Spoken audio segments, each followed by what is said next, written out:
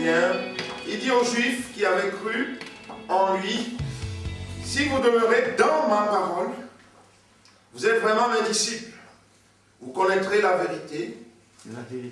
Et la vérité vous affranchira. Amen. Vous connaîtrez la vérité. Alléluia. Bien-aimés, nous avons besoin de cette connaissance de plus en plus du Seigneur Jésus. Alléluia. Plus on va le connaître, plus notre affranchissement en lui sera grand. Et on va aller de gloire en gloire, de victoire en victoire. Et plus l'image que nous on va donner au milieu de nous va être l'image de Christ. Il faut, bien aimé, qu'on le connaisse lui. Amen. Alléluia. Amen. Il faut qu'on prenne le temps de le connaître. Et je vous encourage, et je vous encouragerai toujours à prendre toujours un temps chez vous, à la maison, pour méditer la parole de Dieu et pour prier. C'est plus que important. Dieu va vous révéler des choses. Le Saint-Esprit va vous conduire. Quelquefois, vous serez peut-être dans une difficulté. Et Dieu va vous permettre, en lisant la parole de Dieu, de tomber sur un passage qui va être pour vous la réponse, le résultat. Dieu peut agir de cette façon, Dieu peut agir d'une autre façon. C'est lui qui est le roi des rois. Amen. Amen. On a besoin de cela, bien aimé. La connaissance. La connaissance de lui, le roi des rois. La connaissance du Seigneur. Amen.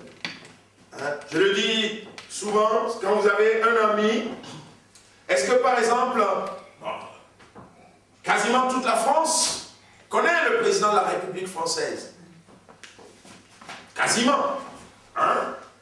Chacun peut dire son nom. Hein, en principe, je veux dire dans la grande majorité.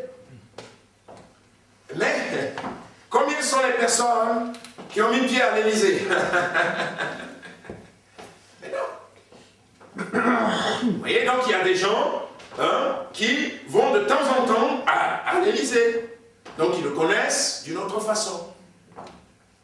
Mais il y a des personnes qui habitent dans l'Élysée. Ils le connaissent aussi d'une autre façon. Alors nous, comment est-ce qu'on connaît le Seigneur? Est-ce qu'on le connaît de loin? Est-ce que de temps en temps, on a affaire avec lui? Ou alors est-ce qu'on habite ensemble? Alléluia. Est-ce qu'on est ensemble dans la même maison? Amen. Amen. Alors là, c'est différent, bien aimé. Que le Seigneur nous secoue ce matin. Ça, c'est la connaissance de lui.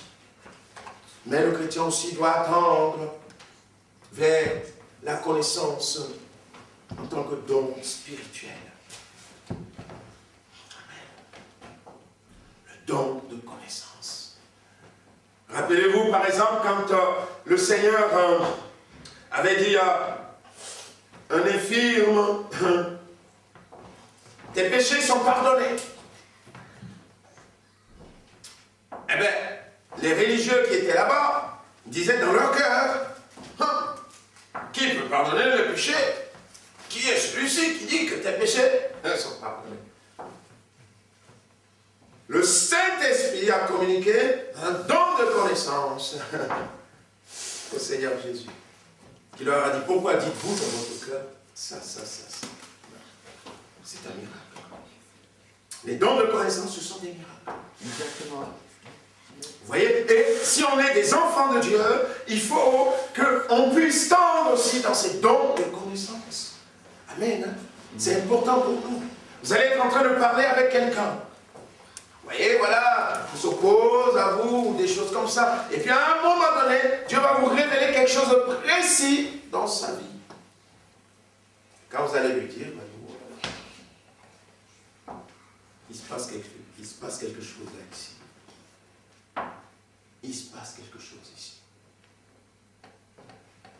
plusieurs fois, Jésus va manifester ce don spirituel, don de connaissance.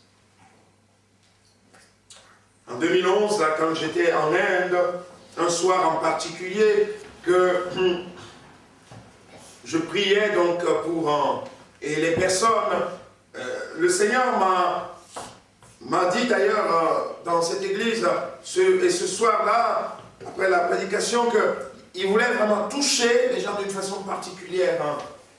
Et je priais, et il arrive que je pose mes mains sur une personne, et puis là, à ce moment, le Saint-Esprit me révèle le cœur de cette personne. Et je lui dis, tu as ça. Et je dis à l'interprète, pose-lui la question, est-ce que c'est vrai ce que je dis? Il dit, oui, c'est vrai. Je dis, mais le Seigneur veut venir. Le Seigneur veut intervenir. Et on prie.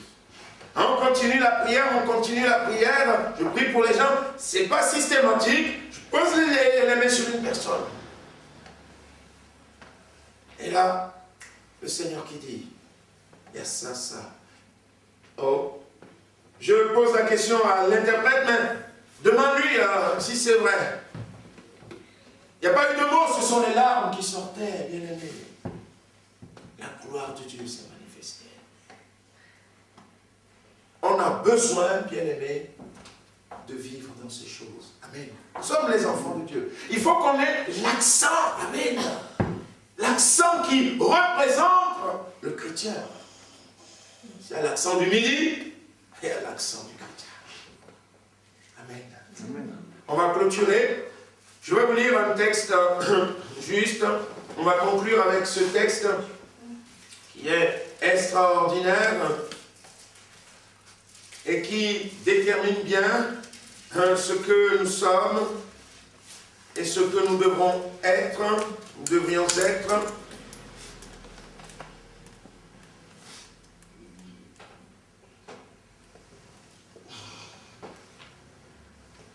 C'est donc en vain que j'ai purifié mon cœur et que j'ai lavé mes mains dans l'innocence.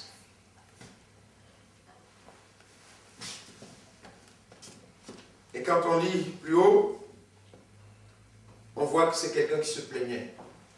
On va lire juste un verset plus haut qui nous permettra de mieux saisir. Le verset 12 dans le psaume 73 dit « Ainsi sont les méchants. Toujours heureux, ils accroissent leur richesse. » Et donc maintenant verset 13, « C'est donc en vain que j'ai purifié mon cœur. » Le chrétien, celui qui croit en Dieu, celui qui vit. Et que j'ai lavé mes mains dans l'innocence. Chaque jour, je suis frappé. Tous les matins, mon châtiment est là. Verset 15. Si je disais, je veux parler comme eux, voici, je trahirai la race de tes enfants. Alors, si vous lisez la suite de ce texte, le Saint-Esprit va emmener Asaph dans le sanctuaire de Dieu.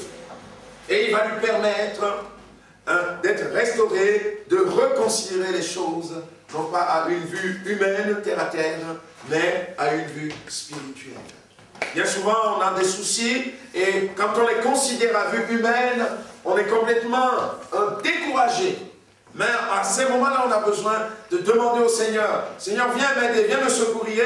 Le Saint-Esprit va nous emmener, et là, on va rentrer dans le sanctuaire de Dieu, et là, l'Esprit de Dieu va nous enseigner, va nous éduquer. Et là, on va reconsidérer la même chose, non plus à vue humaine, mais à vue spirituelle. À la façon dont Dieu voit, à la façon dont Dieu agit. Alors là, on reprend des forces, bien aimés. On reprend des forces. Et alors, si on était tenté de faire comme eux, de parler comme eux, le Saint-Esprit va changer notre langage. Amen. Le Saint-Esprit va changer notre langage. Et ce matin, je veux vous le rappeler, bien-aimés, que le Saint-Esprit sera toujours prêt à nous emmener dans le sanctuaire de Dieu, afin que notre langage soit transformé. Amen. Pour qu'on ait les accents qui viennent du ciel, les accents de Dieu. Bien-aimés, nous sommes des enfants du Seigneur. Amen. Nous sommes un peuple particulier. Alléluia. Des hommes et des femmes de toute nation, de toute tribu, de toute langue. Alléluia. J'allais dire de toute religion. Il nous unit en Christ Jésus. Et oui, la religion disparaît. On est avec le Seigneur, le Sauveur. Et on vit avec lui pour l'éternité. Amen.